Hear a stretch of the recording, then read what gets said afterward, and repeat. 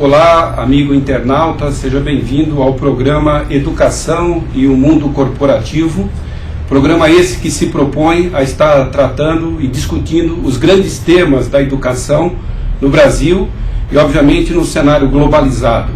Nós sempre temos a satisfação de estar trazendo ao ar pessoas que atuam nessa área de educação, educadores, profissionais, e hoje nós vamos ter a grata satisfação de contar com dois deles para tratarmos de assunto que temos certeza que é do interesse de todos. Mas antes disso, eu quero frisar que este programa ele vai estar disponível a todos, né, na Clique TV, cliquetv@uol.com.br, e nós temos uma satisfação muito particular de contarmos aqui novamente com a presença do empresário, o executivo Hélio Attia, que é pró-reitor do Centro Universitário Ítalo-Brasileiro, Uni-Ítalo. O Hélio agora, até a pedido dos internautas, vai estar conosco todas as quintas-feiras. Vou ter esse prazer de contar com essa participação qualificada conosco, para que nós possamos estar conversando com os nossos entrevistados. Hélio, bem-vindo novamente. Muito obrigado, professor Luiz. Professor é um grande mestre na área acadêmica, fez esse convite, eu não podia deixar de recusar, né? Então, muito obrigado, estarei aqui com você sempre que possível. Vamos nos entender no ar, né? Ao vivo. Isso aí. Isso é muito importante. O nosso primeiro convidado de hoje, no programa Educação e Mundo Corporativo, é um educador, mestre pela medicina da USP em ciência da reabilitação, tem graduação ou bacharelado em esporte também pela USP, é professor universitário, leciona no Centro Universitário Ítalo-Brasileiro, no Uni-Ítalo, e nós temos a grata satisfação de apresentar ao nosso amigo internauta, o nosso professor Vitor Tessuti. Professor Vitor Tessuti, bem-vindo ao programa Educação e o Mundo Corporativo. É um prazer contar com sua presença aqui. Obrigado, professor Luiz Carlos, professor Attila. Agradeço a oportunidade, né, e espero auxiliar os internautas nas dúvidas que eles possam ter em relação a esse assunto que a gente vai abordar hoje. Professor Vitor, hoje nós estamos nos propondo aqui a conversar um pouco. Vivemos numa grande metrópole como é São Paulo, a educação o tempo todo interagindo com os seus habitantes, e obviamente pela sua experiência nós queremos conversar um pouco sobre qualidade de vida e educação e qualidade de vida. Eu perguntaria direto já, professor Vitor, hoje São Paulo ele tem os seus extremos, né? Desde favelas, assim como grandes condomínios, onde as pessoas se permitem, né, buscar algum tipo de qualidade de vida. Eu lhe pergunto hoje, como que se discute qualidade de vida relacionado à educação e o que a educação pode fazer pela qualidade de vida? Bem, eu acho que primeiramente a gente tem que entender mais esse conceito de qualidade de vida. A gente muitas vezes acha que todo mundo entende a qualidade de vida de uma mesma forma. Mas antes de entender, antes de tentar pensar como favorecer uma melhor qualidade de vida, a gente tem que entender que qualidade de vida, na verdade, é uma questão de se ter uma composição, né? O ser humano é um ser biopsicossocial, né? Quando a gente fala em qualidade de vida relacionada à questão biológica, a gente entende como manter a saúde ou não estar doente. Quando fala na questão psíquica, de repente pensar em estar bem consigo mesmo. E quando fala na questão social, é estar bem nas suas relações pessoais, nas suas relações amorosas e até nas suas relações profissionais também, né? Então, entendendo esse tripé que a gente pode de repente fazer, que forma a qualidade de vida, a gente sempre vai estar buscando alguma coisa. Então, dizer que de repente um morador de rua, de repente, qual que é o conceito de qualidade de vida para ele, é muito diferente do que uma pessoa que mora num condomínio de classe alta. Então, ao buscar essa qualidade de vida, a gente vai estar sempre galgando um nível a mais, porque a partir do momento que a gente consegue aquilo que a gente achava qualidade de vida para aquele momento, vai deixar de ser, você vai se acostumar com aquilo, né? Então, acho que o grande entendimento é esse, entender que a qualidade de vida sempre vai ser algo que a gente vai buscar, né? E vai chegar um momento que você fala, bom, consegui, e aí você vai avaliar se conseguiu realmente ou não. Professor, eu acho que perfeita a sua explicação, acho que realmente a qualidade está dentro das pessoas, aquilo que as pessoas buscam. Mas eu queria fazer uma pergunta um pouco mais ampla no sentido, por exemplo, o que faltaria para São Paulo ser como uma cidade de Nova York, onde as pessoas lutaram, pelo menos em Manhattan, né, para que a qualidade de vida fosse imposta e que com muito trabalho uma mega cidade tivesse isso? O que acho que está faltando para a gente? Lá, depois eu queria até perguntar, ciclovias, ciclofaixas, que eu não entendi ainda qual a diferença entre um e outro, mais parques, mais... o que dentro do conceito de cidade a gente poderia estar buscando para melhorar a qualidade de vida do cidadão paulistano? Bom, eu acredito que essa busca ela tem que partir primeiramente de uma estruturação arquitetônica melhor, né? Acho que a forma como São Paulo cresce e a forma como a cidade de São Paulo está estruturada arquitetonicamente talvez não favoreça esse tipo de coisa, a esse tipo de situação, né, entre tá favorecendo um melhor deslocamento para as pessoas, né? Talvez o que se busca hoje, pensando em qualidade de vida num grande centro, seja, por exemplo, não perder tempo no trânsito, né? Então você considerar que um paulistano leva em média 2 horas e meia por dia no trânsito para se deslocar, né, para o trabalho.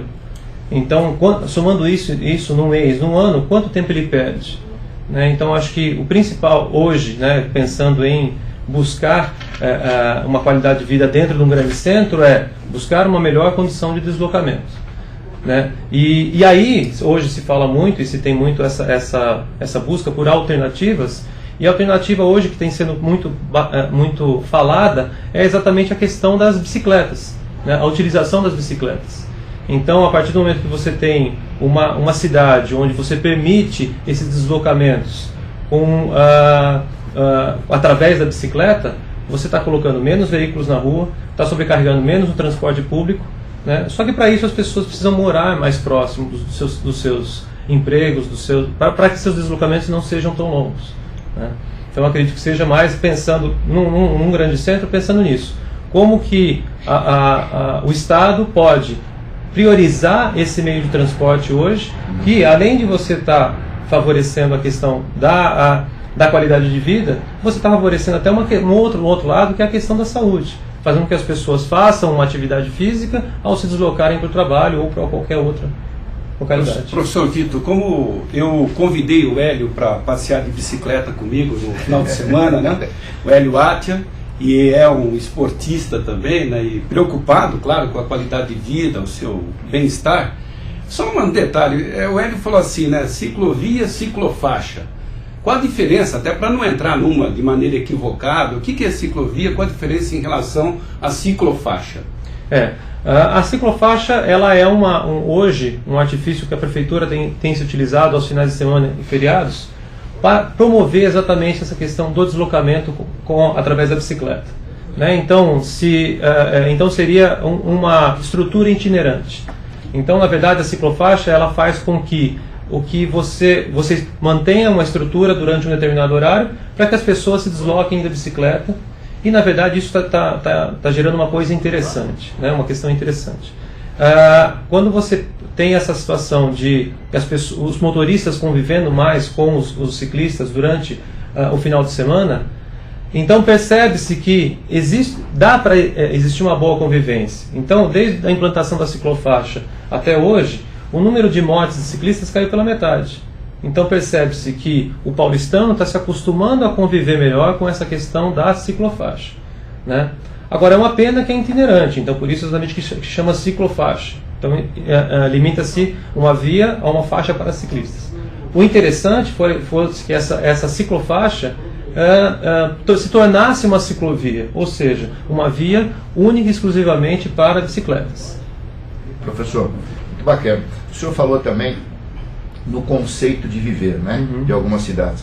Eu vejo que São Paulo também está buscando esses condomínios onde escritório, residência, todos eles numa situação. E cada vez mais a gente sente no meio universitário que está se regionalizando, né? Na verdade, assim, em cada região, vamos dizer, eu tenho lá uma universidade, a pessoa não atravessa mais a cidade para fazer isso, né? Seria esse um caminho, ou para que essa grande cidade como São Paulo pudesse melhorar esse conceito, empresas próximas, é isso que nós estamos se adaptando e caminhando para isso? Eu acho que o ideal seria exatamente o fomento a essa situação, né? Para que você não forçasse as pessoas a atravessarem a cidade para trabalhar ou para estudar, né? Então, eu acredito que a cidade de São Paulo surgiu dessa forma, né? Então, Santo Amaro, por exemplo, era um distrito de São Paulo, estava bastante afastado do centro de São Paulo, e a cidade, obviamente, cresceu nesses 50 anos, e hoje a cidade acabou sendo muito grande. E então o que se busca hoje, com essa dificuldade em atravessar a cidade para os seus deslocamentos, as pessoas buscam exatamente essa regionalização. De repente não se deslocar muito mais do que 6 ou 8 quilômetros para poder trabalhar, estudar, ou então fazer suas atividades como ir ao supermercado, ou então mesmo para se divertir. Bom, professor, nós estamos conversando no programa Educação e Mundo Corporativo. Estamos tendo a honra de recepcionar aqui, juntamente com o Hélio Atia, o professor Vitor Tessuti, que é mestre em reabilitação pela USP, o seu bacharelado em esporte também pela USP, e é professor universitário do UniÍtalo, Centro Universitário Ítalo Brasileiro. Nós contamos com a sua participação profissional. Professor Vitor Tessuti, lá atrás, na hora que o senhor começou a comentar, o senhor disse o seguinte, que a importância de você ter essa qualidade de vida e também de estar participando de treinamentos e assim por diante. Você falou da vida amorosa, né? E aí, impacta mesmo na vida amorosa? É por aí? A sua qualidade de vida depende também de uma qualidade de vida social, e dentro desse social está também a questão das relações amorosas, né? O que se vê através até do exercício, né? Como que o exercício pode promover essa questão social, né? Esse fator social entre as pessoas. Hoje você vê, por exemplo, grupos de corredores, grupos de ciclistas, né, que se interagem nos períodos, nos momentos de treinamento, né? E dali saem muitas relações de amizade e muitos casamentos saem dali também, né? Porque na verdade cria-se um círculo de amizades com um interesse em comum. E aí muitas vezes a corrida ou o pedalar de final de semana com o grupo passa a ser um pretexto, porque na verdade o que a pessoa busca é muito mais uma relação, e muito mais uma relação saudável, né, com um objetivo saudável. Então isso acaba impactando na qualidade de vida também. Professor, tem uma pergunta aqui de uma aluna, Jéssica Barion. Ela diz o seguinte: São Paulo, diferentemente do Rio de Janeiro, que Rio tem ou cidades que tem praia, né? A diferença da qualidade de vida quando você tem uma área de lazer, uma área livre, ou uma área, né, vamos dizer assim, que a pessoa possa praticar esporte, estar livre para isso. Existe essa diferença entre essas cidades, ou isso é simplesmente uma teoria, vamos dizer assim? Não, eu acredito que existe uma diferença bastante grande, né? Tanto que é uma característica muito forte do carioca, até por estar expondo muito mais o seu corpo, cuidar mais do seu corpo, né? Então, se você for pegar, se a gente fosse fazer um estudo entre paulistas e cariocas em questão, por exemplo, uma simples composição corporal, né? Física. Né? Então, nem falar em parâmetros estéticos, mas em questão de composição corporal, quantidade de gordura no corpo, né? Muito provavelmente o paulistano, em média, teria uma quantidade maior de gordura no corpo do que o carioca. Porque o carioca tem à sua disposição uma orla enorme que favorece, por exemplo, a correr, a jogar o vôlei de praia, o futevôlei, né? Então, a simplesmente estar em contato com a praia e fazer sua caminhada pela praia, tanto no calçadão como na areia, né? Então, o ambiente pede isso. Aqui, a nossa opção de lazer, ela está situada em ilhas, que são os parques. Shoppings. Né? Ou shopping nossa center, praia é shopping, né?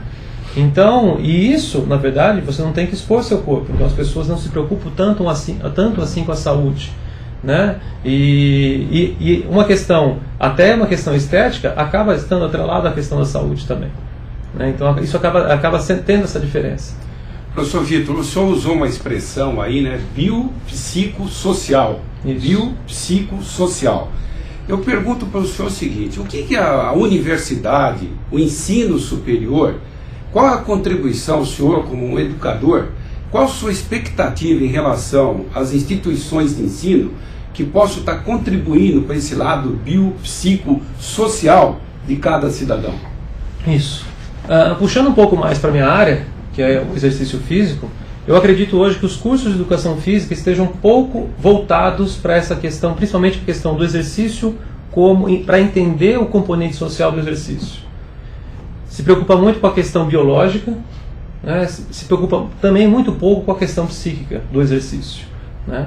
Então eu acho que a partir do momento que as instituições entenderem que o exercício também pode afetar esses componentes social e psíquico, eu acho que o profissional de educação física vai conseguir interagir muito melhor dentro da sua área de prescrição de exercício. Não vai se prescrever somente pela questão fisiológica, e sim pela questão social e pela questão psicológica também. Como é que eu posso motivar mais meu aluno a fazer, a deixar de ser sedentário? Como que esse aluno pode ter uma outra motivação, além da questão estética, para se manter ativo, que é exatamente essa questão dos grupos de corrida, dos grupos de caminhada, das próprias academias, os grupos de ciclismo, né, que acabam trazendo as pessoas, porque o ambiente social acaba sendo muito forte, né? Então, a partir do momento que as faculdades de educação física conseguirem ver o exercício, ou conseguirem visualizam isso, mas conseguirem transformar isso no currículo, né, colocarem isso no currículo, acredito que o profissional de educação física vai conseguir interagir muito mais com esses outros dois fatores, o psíquico e o social. Muito bacana, professor.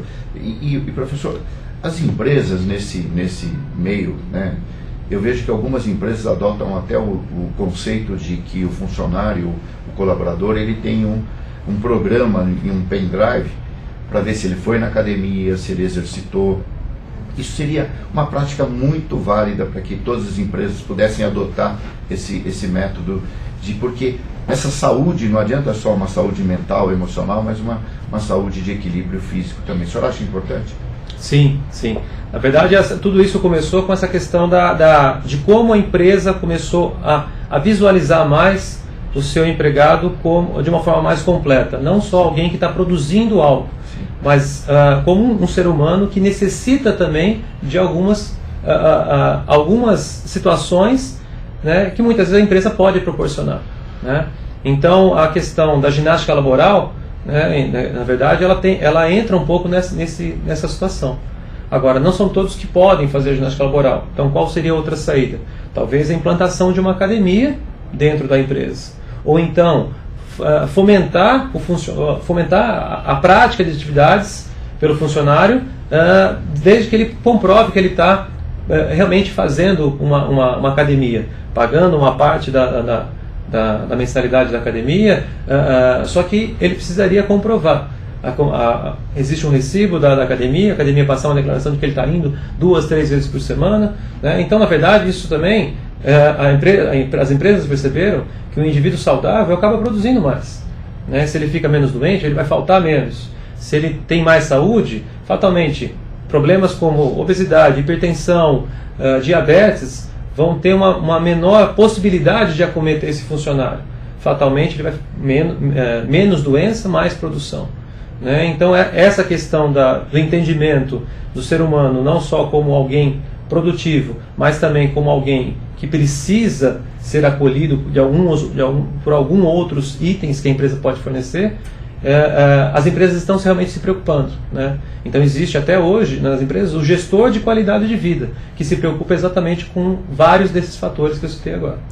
Professor Vitor, a gente depreende, ouvindo a sua fala, que há necessidade, inclusive, que é imperativo, né, do próprio profissional da área de educação física, ele tem que talvez até ter que readequar-se pelo cenário que nós estamos aqui discutindo, né, Hélio Attia, o senhor e eu, aqui no programa Educação e Mundo Corporativo, e especialmente a questão do perfil profissiográfico desse profissional. Porque veja só, as instituições de ensino, em geral, no ensino superior, você vai estar na questão da formação do profissional da área. Você pode ter a licenciatura, Isso. que vai formar o professor, né, a licenciatura, e o bacharelado, que vai formar aí o profissional que terá outros tipos, digamos, de possibilidades de atuação. Eu acredito que nós temos que até passar para o nosso internauta que tem interesse na área de educação física, esse cenário que há necessidade de mudança, dele pensar de maneira diferenciada em relação aos desafios que o senhor está colocando. O conhecimento tem que ser muito maior, mais sistêmico. É por aí, professor? Sim, sem dúvida. Esse conhecimento realmente tem que ser mais sistêmico, né? A formação hoje, na verdade, quando o professor de educação física, depois de formado, entra no mercado de trabalho, ele tem uma dificuldade muito grande, realmente, de entender esses fatores, né? Então, a partir do momento que ele também se interessar e perceber que ele, entendendo esses fatores, a sua atuação profissional vai ficar muito mais facilitada, né? Então, na verdade, o que a gente hoje vê, os bons profissionais tendo o quê? De repente, tendo destaque. Mas por que eles têm destaque hoje? Porque eles realmente captaram essa informação de que o profissional de educação física precisa, de repente, ter um conhecimento mais amplo. Entender o ser humano não só como um ser fisiológico, mas um ser que tem uma questão social e uma questão psíquica envolvida, né? Então, quando você tem novos profissionais, novas pessoas querendo fazer educação física, é importante que ele entenda que a sua atuação vai depender muito da sua atuação como pessoa dentro da sociedade também, né? Tudo bem. Professor, tem aqui mais uma internauta, Sandra do Carmo, está perguntando o seguinte: professor, existe alguma atividade física que o senhor recomendaria para que fosse a mais adequada, a melhor, seja natação, caminhar, a bicicleta? Qual dessas atividades o senhor recomendaria para a qualidade de vida? Tá. Então, em termos de qualidade de vida, a atividade que você se sentir melhor fazendo, né? E tudo que você faz demais, ou então faz sempre a mesma atividade, uma hora vai enjoar. Então, a variação dessas atividades o fazer se sentindo bem é o mais importante, né? Agora, uma coisa que é importante é a gente tentar diferenciar a atividade física do exercício físico, né? A atividade física é a atividade que a gente faz no dia a dia. Então, passar pela ciclofaixa, muitas vezes as pessoas estão fazendo ali, é uma atividade física. Agora, fazer o ciclismo, contando tempo, contando velocidade, isso passa a ser um exercício físico.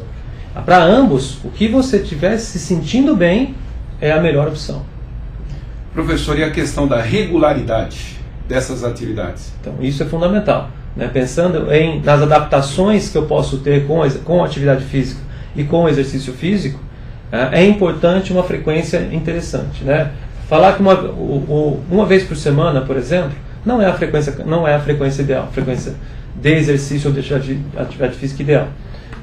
Agora, você fazendo de 2 a 3 vezes por semana já é uma frequência que, em termos de qualidade de vida, em termos de saúde, é o suficiente.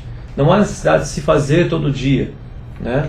Hoje nós estamos numa condição de sedentarismo tão grande que existe o programa Agita São Paulo, que ele preconiza que meia hora por dia é o suficiente, e essa meia hora pode ser fracionada. Isso pensando o quê? Em termos de saúde, tá? Mas se você conseguir fazer uma prática relativamente maior, de 2 a 3 vezes por semana, é o suficiente. Uma instituição de ensino superior, professor Vitor, nós estamos já... Nosso tempo aqui ele passa rápido. Uma conversa boa, né? Boa. O tempo passa rápido, não dá nem para perceber, né? Uhum. Eu gostaria o seguinte: como você percebeu, o Hélio ele puxou algumas perguntas para o mundo corporativo, eu enfoquei um pouco mais a questão da educação, e você é professor universitário, nós também somos professor universitário. Hoje, uma instituição de ensino superior, qual que é o mínimo básico que ela deve estar oferecendo para, digamos, manter um curso de educação física que atenda a essas expectativas que foram colocadas aqui na nossa conversa? Um mínimo em anos?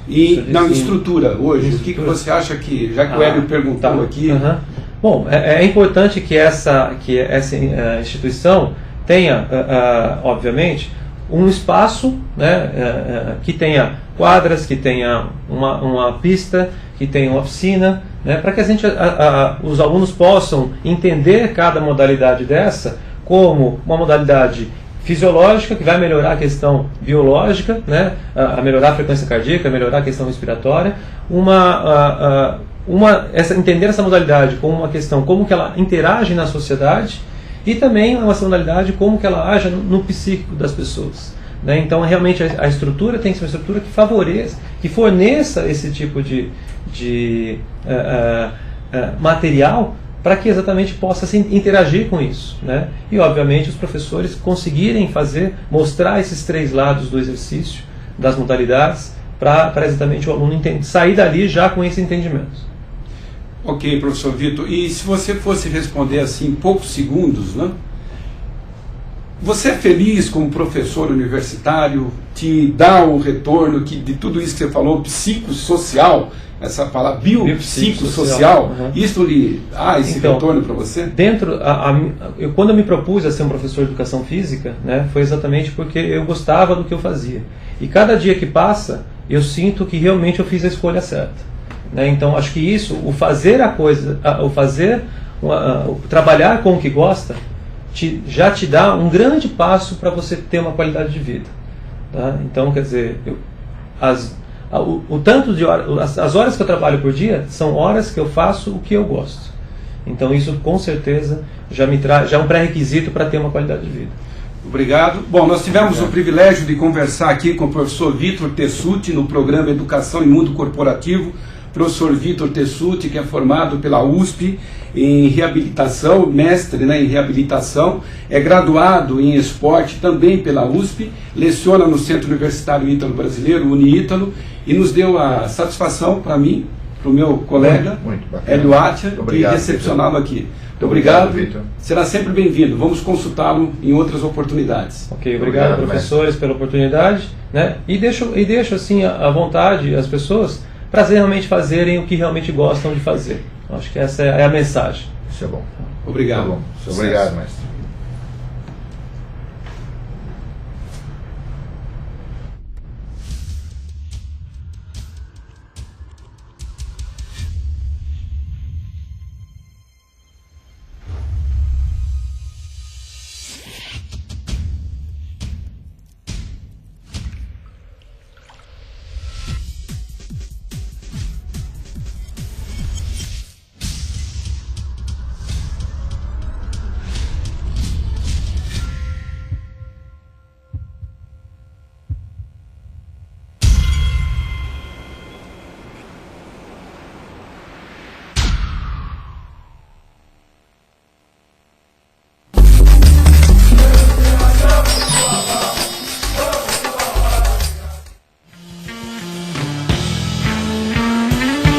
E aí, galera da Clique TV. Clique TV. Clique TV. Clique TV. Clique TV. Clique TV. Aguardo você. Clique TV. Clique TV.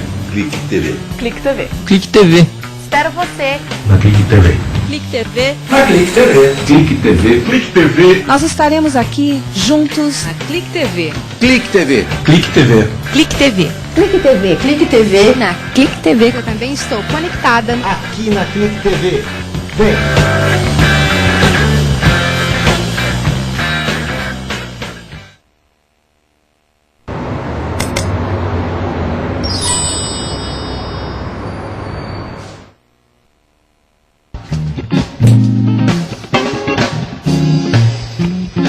Olá, eu sou José Paulo e a partir de terça-feira, 12 de julho, vamos estrear na Clique TV o programa Marketing Digital. Nesse programa vamos trazer vários convidados falando sobre marketing, publicidade e negócios na internet. Terça-feira, meio-dia, aqui na Clique TV. Te espero.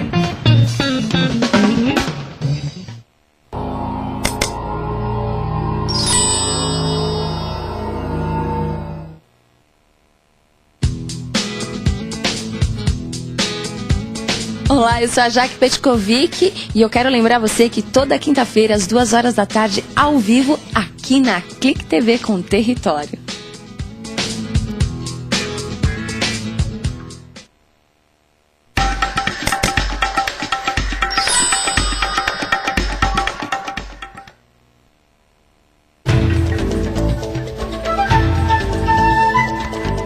Olá, internautas, colecionadores, saudosistas e amantes da nona arte, que são as histórias em quadrinhos.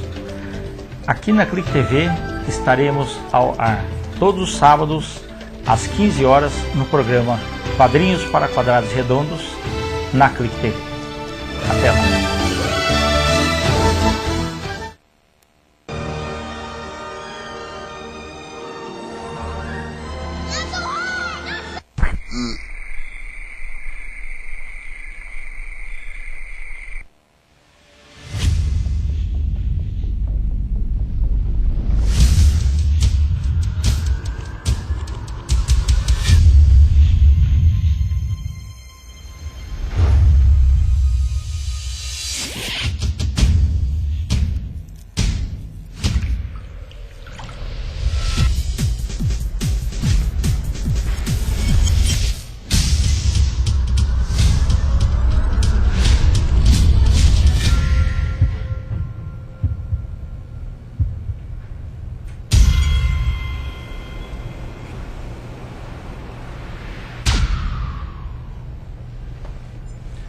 Olá, amigo internauta.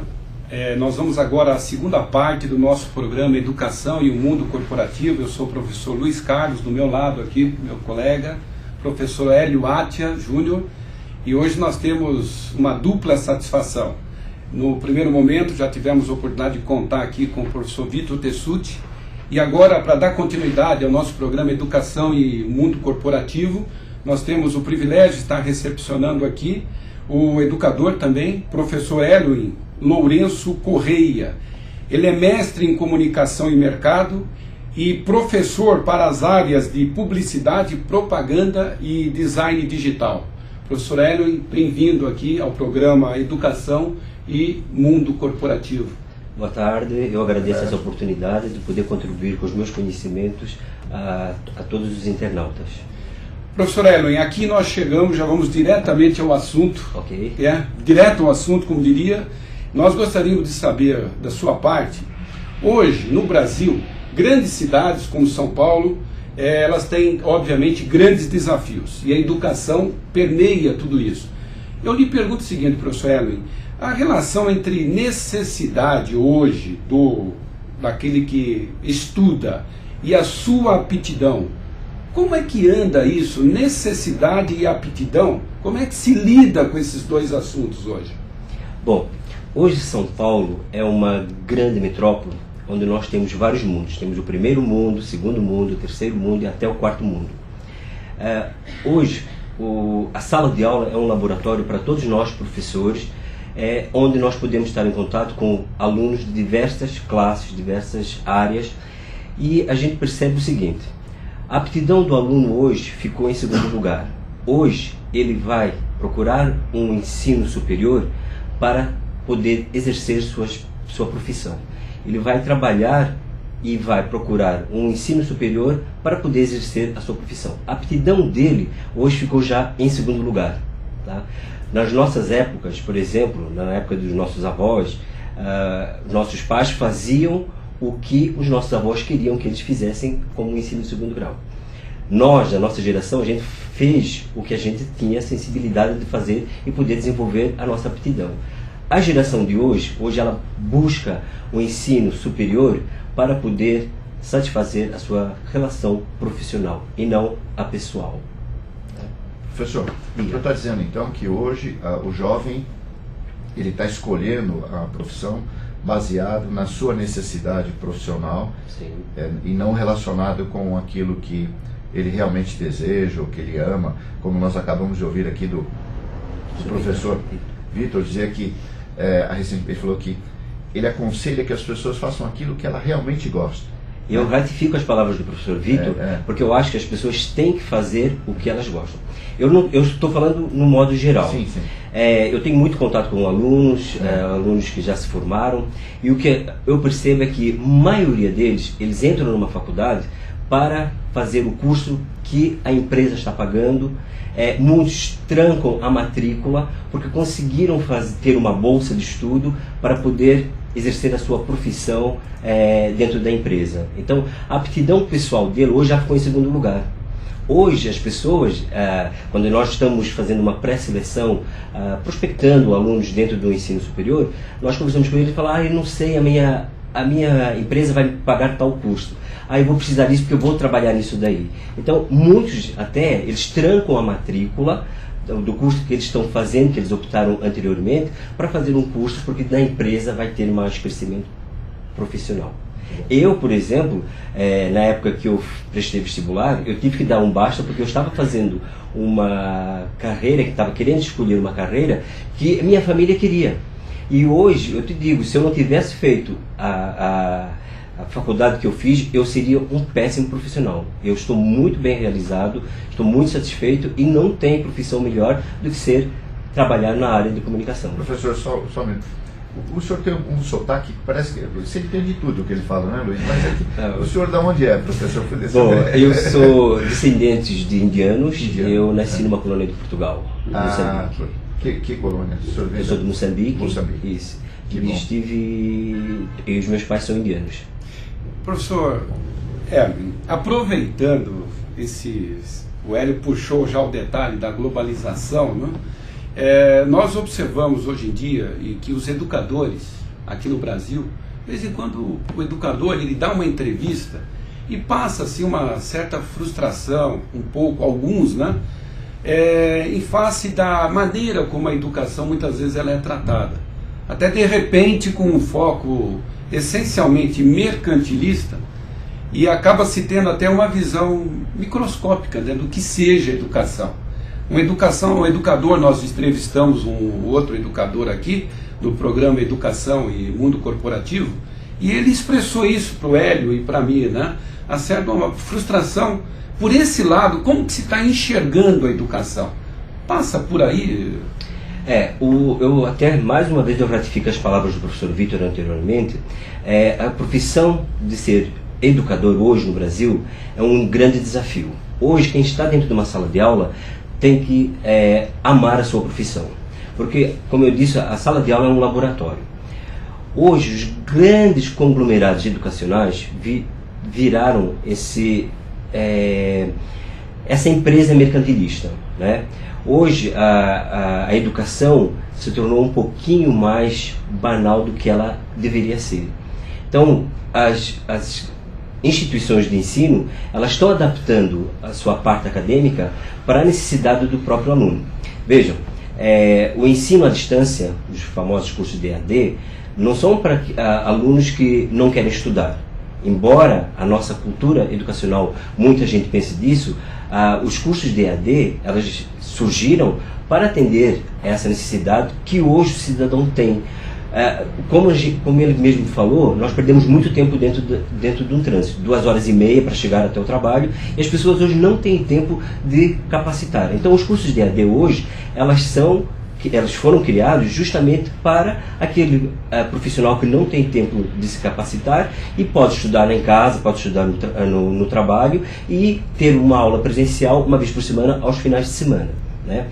As grades educacionais hoje, elas estão adaptando em ter o menor número de aulas, atendendo às necessidades que o MEC exige dos grandes ensinos superiores. Então elas se adaptam a ter apenas os níveis básicos para poder atender e ter a nota que o MEC exige. Então essa visão cultural educacional hoje, ela vem se desgastando com o tempo, né? Estar dentro da sala de aula é realmente um grande desafio. O modelo educacional que as grandes metrópoles hoje apresentam e oferecem ao cidadão, ela vem de acordo às necessidades que o mercado está fazendo. Professor, assim, só para fazer um contraponto a o que a gente percebe, eu trabalho na universidade, e que lá a gente teve que fazer por uma questão social, essa que o senhor está colocando, a universidade 24 horas. Porque a gente acredita também, professor, que existe um público que não consegue fazer ensino à distância. Eu vou explicar. Na verdade, hoje a tecnologia, como o professor Luiz disse, né, mundo globalizado, todos nós andamos conectados, né?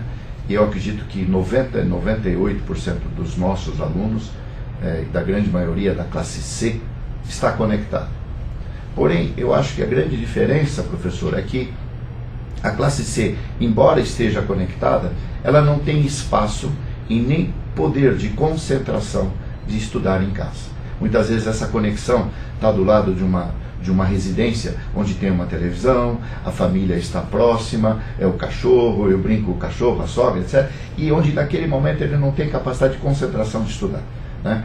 Então, nós, dentro da nossa universidade, nós criamos isso 24 horas, que é para dar oportunidade, porque realmente hoje a universidade, o terceiro grau, ele é quase que um fator de inclusão social para o trabalho, para o mercado de trabalho, né?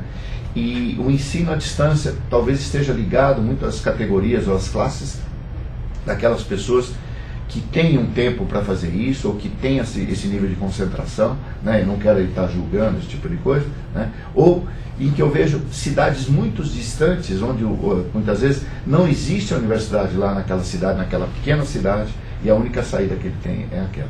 Porque ainda eu acredito na educação olho nos olhos, aquela educação presencial, porque, segundo a Unesco, quer dizer, nós temos que estar formando o indivíduo para ser, né? Porque conhecimento não vai ter diferença nenhuma. Como o senhor vê isso na educação, professor? Professor, muito bem feita a sua colocação, e só complementando a sua frase, formar o indivíduo para ser e não para ter. Sim. Hoje, o aluno que entra, ele quer ter apenas um diploma. Não sou contra, respeito todas as instituições que têm o ensino à distância, mas ratifico as suas palavras na qual que se você não tiver uma disciplina, você não consegue estudar. Você levanta, vai até a geladeira, liga a televisão, liga o rádio, vai ver alguma coisa. Então você tem que ser disciplinado. E hoje, a maioria de nós, a maioria das pessoas, aliás, dos alunos, eles não são disciplinados a querer estudar. Hoje, como eu disse, o meio que eu vivo, dentro da sala de aula, a maioria deles quer ter um diploma. Nesse final de semana, eu comentando com os alunos que já são formados, eles pararam de estudar porque eles foram trabalhar em uma outra área e vão fazer uma faculdade dentro da área que eles estão trabalhando. O ensino EAD, o ensino à distância, realmente é válido para aquelas metrópoles, aquelas cidades cuja distância impossibilita do candidato de estar presencialmente.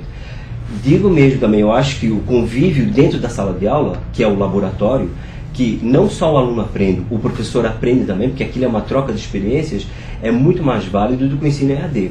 O ensino EAD, a distância realmente, ele se torna fragilizado a partir do momento em que o aluno não tem presencialmente o seu colega para poder tirar alguma dúvida e o seu mentor, que é o seu tutor, o professor presencial.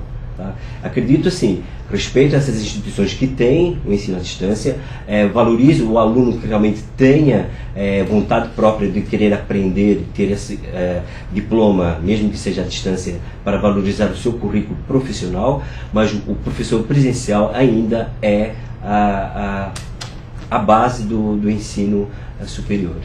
Bom, professor Hélio, só vamos frisar bem, porque eu achei fantástico, né? O Hélio fez uma colocação, você complementou aí, essa questão do para ser e não para ter. E não para ter. E não simplesmente ter isso um mesmo. diploma. Você me faz, eu vou voltar um pouco agora no tempo, me permita aí. Claro. Você volta no tempo, época que os grandes vestibulares, né? Grandes vestibulares. Nós íamos fazer vestibulares. Então, os cursinhos, né? Os grandes cursinhos. O Hélio foi professor de cursinho? Foi professor de cursinho. Então, todos nós tivemos essa possibilidade. Naquela época, né, você tinha lá, de repente, era 10 candidatos por vaga, alguns 30 candidatos por vaga. Até 100, medicina, direito, os outros cursos, né, dependendo de qual momento que estava cada curso. Eu lembro que as famílias, na época, chegando perto do vestibular, era uma tensão enorme na família, né? Todo mundo naquela semana ali se unia, dependendo da crença, reza, isso, aquilo, outro, o filho ou a filha que ia fazer o vestibular. Chegava, terminava lá a prova, o pai ia buscar o filho, né? A mãe ia buscar, a família ia esperar até na porta, lá de onde foi fazer o vestibular, e aquela tensão. Saía o resultado. A gente chorava, né? Chorava, emocionado. Passei em tal escola, né? Tinha a história do passei, né? Passei, chorava. Hoje em dia, Erlen, eu não quero ser muito romântico, né? Mas a gente perdeu essa, digamos, essa expectativa de conquista, de ingressar no ensino superior e você comemorar. Ou as pessoas hoje em dia choram, mas não de alegria, mas choram por causa do valor da mensalidade. Eu ia falar isso mesmo. Realmente era assim, quando nós fizemos vestibular, o vestibular era um marco na história social. Hoje, a banalização do vestibular é latente em qualquer instituição. Para entrar numa faculdade, nós estudávamos, nos capacitávamos, preparávamos, fazíamos cursinho aos finais de semana, fazíamos grupos de trabalho, porque era um marco histórico na vida pessoal de cada um. Realmente a família vibrava, esperava ser o resultado no jornal para ver se nós estávamos lá, era aquela coisa de ver no quadro lá se você estava lá, e chorava, se emocionava saber que a partir de agora teríamos um novo marco na vida pessoal. Hoje, a banalização do ensino superior é visível a olhos de qualquer pessoa. Para você entrar hoje numa faculdade, basta fazer uma redação que você está capacitado para entrar. Entrar no ensino superior hoje virou algo que já faz parte do nosso dia a dia. Faz parte do seu meio social estar dentro de uma faculdade, né? Não existe mais aquela coisa de se preparar, se capacitar, tornar a coisa mais cultural para você ter o ensino superior. O ensino superior hoje é nada mais nada menos uma obrigação de você ter. Não torna hoje um diferencial na sua vida, né? Professor, o Luiz lembrou bem essa questão romântica, não romântica, mas uma questão bacana. Você conhece, Luiz, o nosso amigo, o professor Paulo Salomão? Ele tem uma filha e o sonho dela era entrar numa determinada faculdade, não quero citar nome de nenhuma, e se não fosse aquela faculdade, ela não queria fazer. E é lógico que a turma dela, a Marcela, né, a menina, ela não conseguiu entrar naquele ano. E ela preferiu não fazer uma outra faculdade, que não fosse aquela que ela estava querendo mesmo, né? E o que ela sentiu, que olha que interessante, no segundo ano, no outro ano, ela estava com status de colegial, ela estava fazendo cursinho. E todos os seus amigos na rodinha, quando ela saía, tinham status de universitário, né? E também essa relação, ela impõe ao jovem uma questão de dizer assim, porque no nosso tempo existia, né, não entrou, né? Mas olha que pressão que essa menina sofreu, e ela não desistiu do seu sonho, né? E esse ano praticamente ela entrou na universidade que ela queria. Então isso hoje, né, de uma certa forma, que nem o senhor colocou, não diferenciam mais as pessoas. E eu queria fazer uma pergunta para o senhor, professor, porque nós lembramos aí, é da ONU, né, que diz assim, aprender a ser, aprender a conviver, são os 4 pilares, e esse aprender a conviver não se faz à distância, né? Porque essa relação do dia a dia, essa relação dessa menina, né? Aprender a aprender, porque nós temos no Brasil, acho que 65% de pessoas que sabem ler, mas não sabem entender o que leu, né? E aprender a fazer. Esses são os 4 pilares que a área de educação se presta hoje no país. Como o senhor vê essa relação, essa pressão, que nem o senhor disse aí, do jovem, na colocação profissional e o mundo cada vez mais rápido que a gente anda? Bom, primeiro eu quero parabenizar a Marcela por ter ido atrás do sonho dela, que eu acho que isso que falta ao jovem hoje, de ir atrás do sonho. O sonho hoje dele não é a sua aptidão profissional, é a aptidão que o mercado exige, né? Hoje as pessoas, como eu digo, elas buscam só realizar o que o seu momento profissional está exigindo. Esses 4 pilares que a ONU deu, eu acho que deveria ser toda a instituição do segundo grau, preparar já para o superior, porque veja bem, professor, dando um testemunho vivo, no exterior a educação é muito mais exigida que hoje aqui no Brasil. Veja que o diploma hoje que está banalizado no nosso meio é procurado por os outros profissionais externos. Por quê? Lá fora o ensino é tão difícil que para você entrar numa faculdade é difícil, você tem que ser bem capacitado. Hoje aqui é tão banalizado que o exterior vem buscar aqui qualquer profissional para levar para fora para trabalhar. Esses 4 pilares que a ONU tem deveriam ser a regra de todos os ensinos do segundo grau, preparando o jovem para o ensino superior. Muito bom. E você conversou comigo, Hélio, a gente estava batendo um papo um pouco antes, né? O rigor que se tem em outros países, né, para essa acessibilidade ao ensino superior, nós deixamos de ter no Brasil em face de outras necessidades. De repente você passa a ser quantitativo e não qualitativo. Então há de todos nós que somos educadores, digamos, um anseio muito grande de que nós possamos voltar a ser qualitativos. Claro que é um país de dimensões continentais e que há necessidade sim de empenhos do governo, da iniciativa privada, juntos, né? É fundamental isso, porque o governo ele não consegue dar conta de um país do tamanho do Brasil na área educacional. A iniciativa privada é fundamental para isso. E nos últimos segundos aqui do nosso programa, que passa rápido, aqui é muito bom quando a conversa está boa, costuma passar rápido, né? Aqui não é aquela conversa de esperar trem atrasado, né? Que não passa, aqui passa bem rápido a conversa. Eu te perguntaria, professor, nós estamos aqui conversando com o professor Elwin Lourenço Correia, eu te perguntaria o seguinte, a mesma pergunta que eu fiz para o Vitor Tessuti anteriormente. Você, como um profissional da área de educação, é feliz naquilo que faz? Indica para outras pessoas essa área? Nossa, eu posso dizer assim, que hoje eu sou um homem realizado. Eu indico para todos aqueles que querem ser educadores e tenham amor à profissão, que não desistam do sonho. Sejam aquilo que vocês possam ser felizes. Professor Elwin, muito obrigado.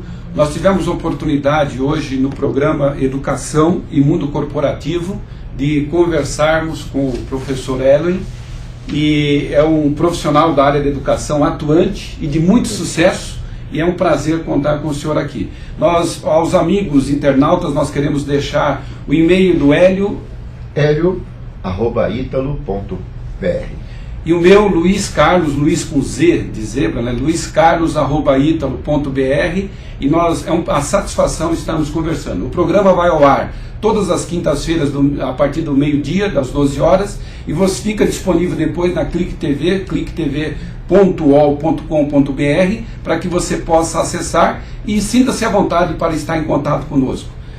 Desejamos a todos um excelente dia e estaremos certamente aqui na próxima quinta-feira. Bem-vindos, amigos internautas. Muito obrigado. Até lá. Obrigado.